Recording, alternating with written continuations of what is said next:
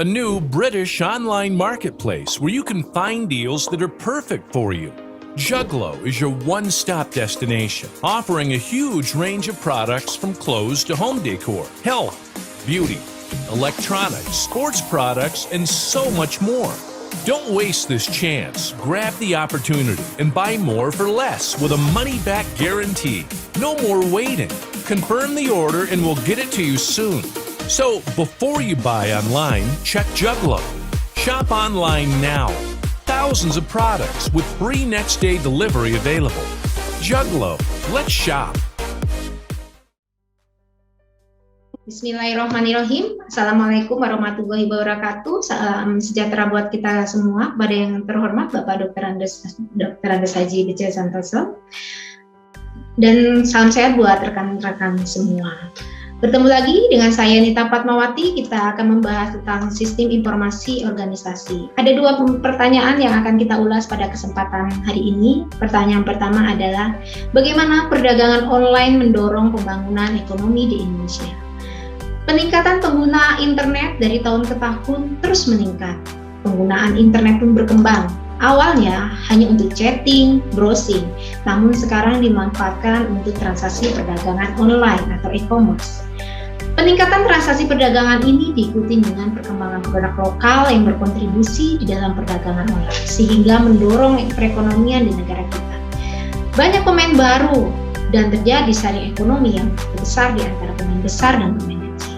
Diharapkan produk akan lebih bisa berkompetisi di Indonesia. Dengan pemerataan internet, terjadi peningkatan pelaku pasar dan juga pangsa pasar. Untuk itu, peningkatan nilai kepada pelanggan menjadi prioritas, meliputi peningkatan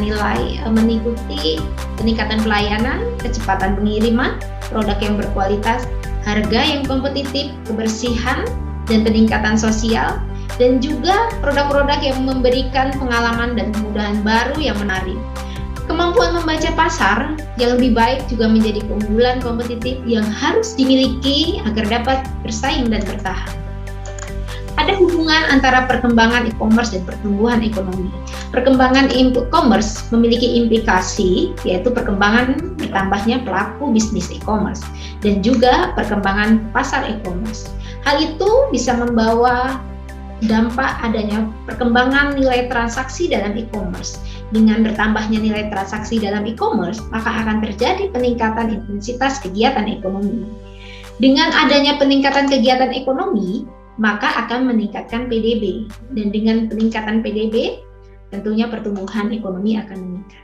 Hal-hal yang harus dilakukan oleh pemerintah adalah memberikan dukungan, penyediaan sumber pendukung, penjaringan modal kepada para pelaku UMKM, pendampingan usaha startup, sistem regulasi yang harus mendukung terhadap barang-barang luar negeri yang mulai membanjiri e-commerce Indonesia dengan harga yang lebih murah. In the defense domain, emerging disruptive technologies is a term covering new concepts with the potential to revolutionize military capabilities, strategies, and operations. The use of horses, the invention of gunpowder, or development of nuclear weapons all had considerable disruptive impacts on the battlefield. Present-day disruptive technologies are, for example, artificial intelligence, robotic and autonomous systems, new space technologies, or advanced new materials. For the European Union to become a credible security provider and to retain its strategic autonomy, mastering EDTs is a must.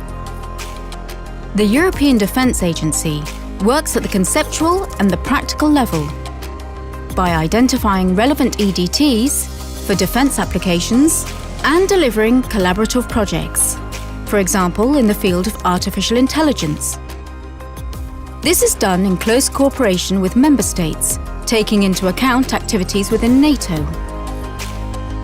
The European Commission reserved budget for research into EDTs in the European Defence Fund, and the Union advocates for their responsible and ethical use in international fora.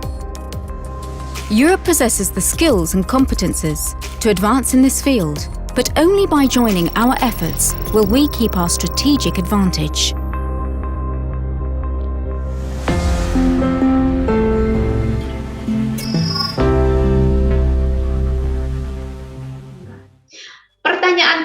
Nah, terkait dengan teknologi yang mengganggu atau disruption teknologi, yaitu kemajuan yang akan mengubah kehidupan bisnis dan ekonomi global.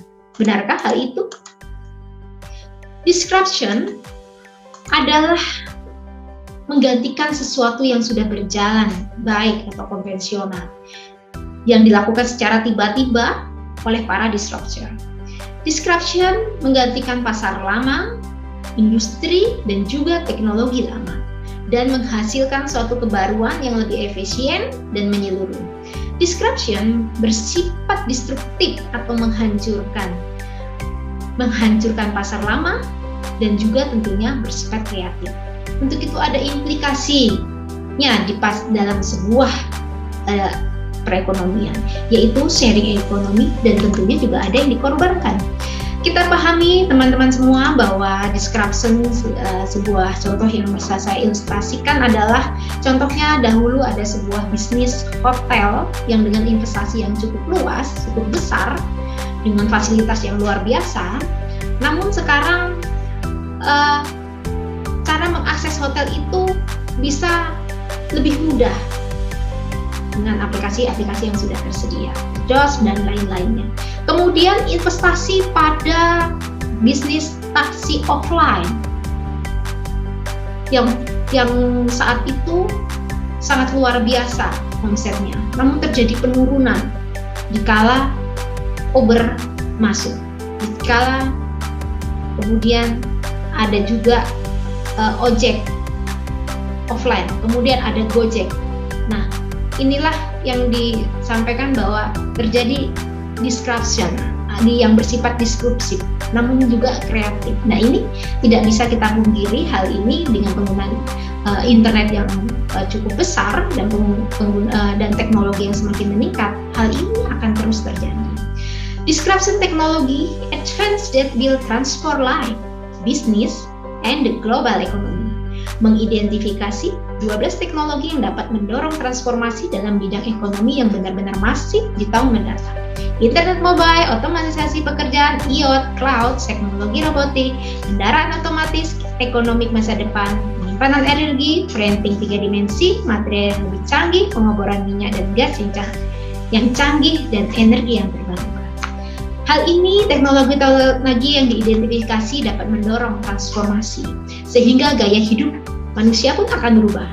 Konsumen akan cenderung mencari hal yang lebih mudah, lebih praktis, lebih cepat, dan memberikan pengalaman yang baru bagi konsumen. Demikianlah teman-teman semua hal yang kali ini bisa saya sampaikan. Kurang lebihnya saya mohon maaf. Kita bertemu lagi di channel berikutnya. Saya akhiri. Assalamualaikum warahmatullahi wabarakatuh.